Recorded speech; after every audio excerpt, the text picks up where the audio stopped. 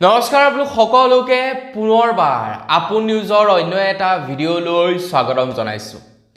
1 জানুৱাৰী 2026ৰ পৰা আপোনালোক সকলোৰে কাৰণে সলনি হ'ব প্ৰায় 8টাকৈ নতুন নিয়ম। তো আজিৰ ভিডিঅ'টো অকণমান দীঘলীয়া হ'ব, তো প্ৰথমৰ পৰা শেষলৈকে চাই থাকিব। আপোনালোক সকলোৰে কাৰণেনো 1 জানুৱাৰী 2026ৰ পৰা কি নিয়ম সলনি হ'ব সেই সম্পৰ্কতে আজিৰ এই ভিডিঅ'টোত মই আপোনালোকক জনাম। তো এই মাহটো মানে এই বছৰটো শেষ হ'বলৈনো কেইদিন আছেগে আৰু আজি আপোনাৰ 14 তাৰিখ হ'লেই, তো 14 তাৰিখ হোৱাৰ লগে লগে আৰু মাত্ৰ 17 দিন সময় আছে আমাৰ হাতত। তাৰ পাছত নতুন এটা মাহ আৰম্ভ হ'ব আৰু নতুন মাহত আপোনালোক সকলোৰে কাৰণে এই নতুন নিয়ম কেইটা সলনি হ'ব। তো ভিডিঅ'টো প্ৰথমৰ পৰা শেষলৈকে চাই থাকিব। মই শ্ৰীপাঞ্জি গৈ আপোনালোকে চাই আছে আপোন নিউজ। আহক আৰম্ভ কৰোঁ আজিৰ ভিডিঅ'। আগৈছোঁ আজিৰ প্ৰথমটো সলনি হ'ব লগা নিয়মৰ ফালে। তাৰ আগতে আপোনালোকক জনাই লওঁ, এই যি 8টা নিয়ম সলনি হ'ব, এই 8টা নিয়ম অৱশ্যে ভাড়াতীয়া আৰু ভাড়াঘৰৰ মালিকসকলৰ কাৰণে। আপুনি যদি ভাড়াঘৰ দিয়ে তেনেহ'লে আপোনাৰ কাৰণে এই নিয়ম কেইটা, আৰু আপুনি যদি কেতিয়াবা ক'ৰবাত নহয় ক'ৰবাত ভাড়াত থাকিবলৈ যায় তো আপোনাৰ কাৰণে এই নিয়ম কেইটা।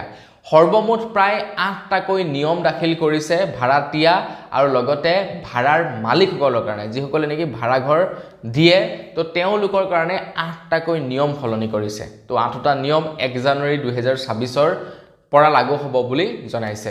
প্ৰথম নিয়মটো হৈছে, এতিয়াৰে পৰা যদি কোনো এজন লোকে ভাড়াঘৰ বিচাৰি আহে আৰু তেখেতক যদি মালিকে ভাড়াঘৰ প্ৰদান কৰে তেনেহ'লে তেখেতৰ সৈতে ডিজিটেল ষ্টাম্পত এগ্ৰিমেণ্ট কৰাটো অনিবাৰ্য হ'ব।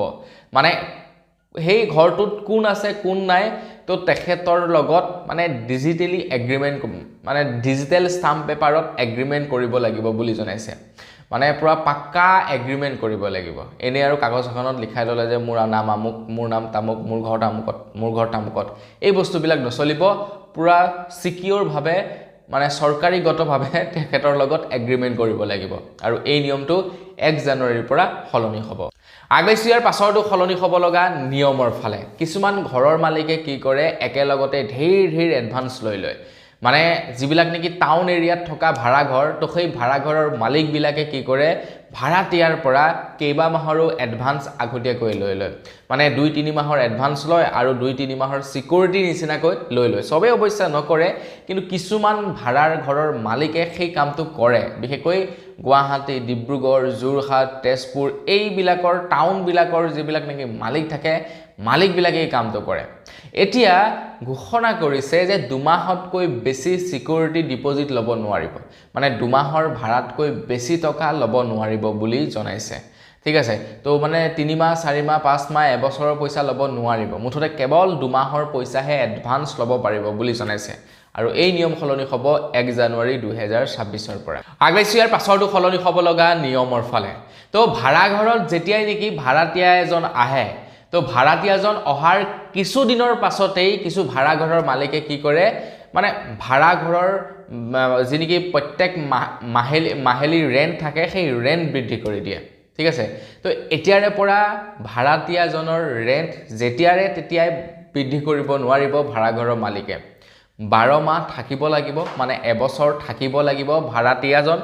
এবছৰ থকাৰ পাছতহে তেখেতৰ ওপৰত ভাড়া বৃদ্ধি কৰিব পাৰিব বুলি জনাইছে। প্ৰথমে যি ভাড়া পাতিলে সেই ভাড়াই এবছৰলৈকে পৰিশোধ কৰিব, এবছৰ থকাৰ পাছতহে তেখেতৰ পৰা কিবা এটা বঢ়াই ল'ব পাৰিব। ঠিক আছে, তাৰ পূৰ্বে বঢ়াই ল'ব নোৱাৰিব। 1 বছৰলৈকে সেই একেটা দৰতে তেখেতক ভাড়াঘৰ দি থাকিব লাগিব। তো এই নিয়মটো 1 জানুৱাৰীৰ পৰাই সলনি হ'ব। গোটেইখিনি নিয়ম 1 জানুৱাৰী 2026ৰ পৰাই সলনি হ'ব।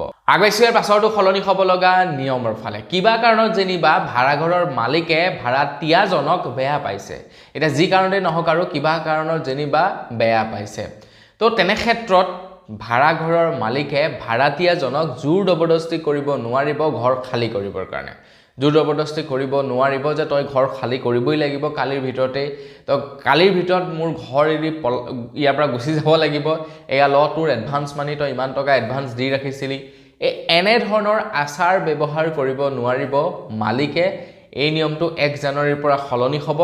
মুঠৰ ওপৰত ঘৰৰ মালিকে ভাড়াতীয়াজনক ঘৰৰ পৰা ওলাই যাবৰ কাৰণে জোৰ জবৰদস্তি কৰিব নোৱাৰিব। যদি কিবা কাৰণত পইচা দিব নোৱাৰে, এমাহ দুমাহ কিবা কাৰণত পইচা দিব নোৱাৰিলে ৱাৰ্নিং দিলে তাৰ পাছতো তেখেতে নাই মানা সেইটো এটা পাছৰ প্ৰক্ৰিয়া সেইটো এটা বেলেগ কথা কিন্তু কোনো কাৰণ নোহোৱাকৈ বা সৰু মৰু কিবা কাৰণত তেখেতক ঘৰৰ পৰা ওলাই যাবৰ কাৰণে জোৰ জবৰদস্তি কৰিব নোৱাৰিব আগবাইছো ইয়াৰ পাছৰটো সলনি হ'ব লগা নিয়মৰ ফালে ঘৰৰ মালিক হলেও এতিয়াৰে পৰা ভাড়াতীয়াৰ ৰুমত বিনা অনুমতিত প্ৰৱেশ কৰিব নোৱাৰিব একবাৰ যেনিবা মালিকে ঘৰটো ভাড়াত দি দিলে ভাড়াত দিয়াৰ পাছত ভাড়াতীয়াজনে ঘৰখনত আছে তো ভাড়াতীয়াজনৰ সেই কোঠালিটো বা যেতিয়ালৈকে সেই ঘৰখনত থাকিব তেখেতৰ মানে সেই ঘৰখন নিজৰ আৰু নিজা এটা প্ৰাইভেচি নাথাকে জানো নিজৰ এটা প্ৰাইভেচি আছে ঘৰখন তেখেতৰ তো তেনে অৱস্থাত ভাড়াৰ মালিকজনে মানে বিনা অনুমতিত প্ৰৱেশ কৰিব নোৱাৰিব ঘৰৰ ভিতৰলৈ তো আগতীয়াকৈ অনুমতি ল'ব লাগিব যে আপোনাৰ ঘৰত ভিতৰত যাব পাৰিম নে নোৱাৰিম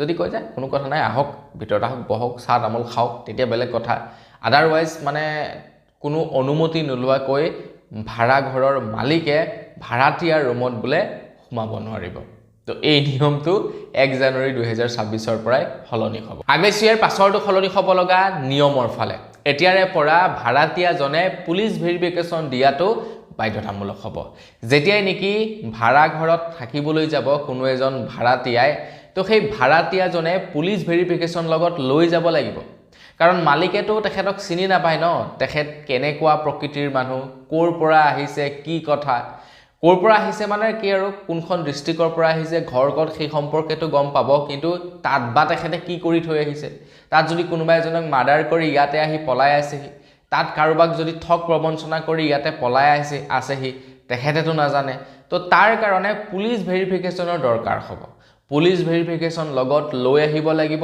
তাৰ পাছতহে ভাড়াঘৰ লাভ কৰিব যেতিয়া সেই এগ্ৰিমেণ্টবিলাক হ'ব এগ্ৰিমেণ্টৰ সময়ত পুলিচ ভেৰিফিকেশ্যন জমা দিয়াটো বাধ্যতামূলক আগবাইছো ইয়াৰ পাছৰটো সলনি হ'ব লগা নিয়মৰ ফালে যদি ভাড়াতীয়াজনে কিবা অসুবিধা পায় কিবা খেলিমেলি হৈ আছে কিবা বেয়া হৈছে ধৰি লওক আপোনাৰ পানীৰ টেপটোৰ পৰাই পানী লিক হৈ আছে পানী টেপেৰে পানী অহা নাই বা ধৰি লওক ফেনখন নুঘূৰা হৈছে এনি আদাৰৱাইজ এক্সট্ৰা যদি কিবা কিবি সমস্যা হয় তো সেই সমস্যাৰ যদি অভিযোগ মালিকজনক দিয়ে মালিকজনে 30 দিনৰ ভিতৰত বনাই দিব লাগিব এই বস্তুবিলাক এতিয়াৰে পৰা এগ্ৰিমেণ্ট বিলাকত উল্লেখ থাকিব এই মই যি কেইটা পইণ্টৰ বিষয়ে কৈছো এই পইণ্ট কেইটা এগ্ৰিমেণ্ট সমূহত এতিয়াৰে পৰা উল্লেখ থাকিব কিবা বেয়া হৈছে তাৰ মেৰামতি 30 দিনৰ ভিতৰত মালিকজনে কৰি দিবই লাগিব ভাড়াতীয়াজনক কাৰণ ভাড়াতীয়াজনে পইচা দি ইয়াতে আছে আৰু তেখেতে এনেই থকা নাই তো সেই কাৰণে মালিকজনে তেখেতলোকৰ সুবিধাও কৰি দিয়াটো দায়িত্ব ল'ব লাগিব তো এই নিয়মবিলাক এতিয়াৰে পৰা এগ্ৰিমেণ্ট বিলাকত ইনক্লুড হ'ব যাতে দুই পক্ষৰ কাৰণে লাভালাভ হয় আগবাইছো একেবাৰে শেষৰটো সলনি হ'ব লগা নিয়মৰ ফালে যেতিয়াই নেকি এগ্ৰিমেণ্ট কৰিব এগ্ৰিমেণ্ট কৰোতে এতিয়াৰে পৰা কিছু নিয়ম নীতি যিবিলাক নেকি নিয়ম থাকিব গোটেই নিয়মবিলাক আপোনাৰ এগ্ৰিমেণ্টখনত উল্লেখ কৰিব লাগিব কিছুমান হিডেন নিয়ম মানে এগ্ৰিমেণ্টখনত মানে লুকুৱাই ৰাখিব নোৱাৰিব যিকোনো ধৰণৰ ধৰি লওক কিবা কিবি টাৰ্ম এণ্ড কণ্ডিশ্যন আছে টাৰ্ম এণ্ড কণ্ডিশ্যনসমূহ উল্লেখ কৰিব লাগিব যে এইটো কথাহে এইটো তুমি কৰিব নোৱাৰিবা এইটো কৰিব পাৰিবা এনেকুৱা কথা গোটেই বস্তুবিলাক এগ্ৰিমেণ্টখনত পইণ্ট বাই পইণ্ট উল্লেখ থাকিব লাগিব বাকি কেতিয়াবা কিবা কাৰণত বোলে তেখেতে কিবা এটা পইণ্ট লুকুৱাই ৰাখিলে পাছত গৈ কৈছেগে সেইটো নচলিব প্ৰত্যেকটো পইণ্ট এগ্ৰিমেণ্টখনত উল্লেখ থাকিব লাগিব তো এই 8টা নিয়ম টোটেল 8টা নিয়ম মানে যিসকলে ভাড়া দিয়ে আৰু যিসকলে ভাড়াত থাকে তেওঁলোকৰ কাৰণে 1 জানুৱাৰী 2026 চনৰ পৰা সলনি হ'ব এতিয়া আপোনাৰ জানি কেনে লাগিলে সেই সম্পৰ্কে কমেন্ট সেকশনত জনাব যদি ভাল লাগিলে লাইক এটা কৰিব চেনেল যদি সাবস্ক্ৰাইব কৰা নাই সাবস্ক্ৰাইবটো কৰি ল'ব পুনৰ এটা ভিডিঅ লগ কৰাৰ খাজলৈ বিদায় মাগিছো ধন্যবাদ জয় অসম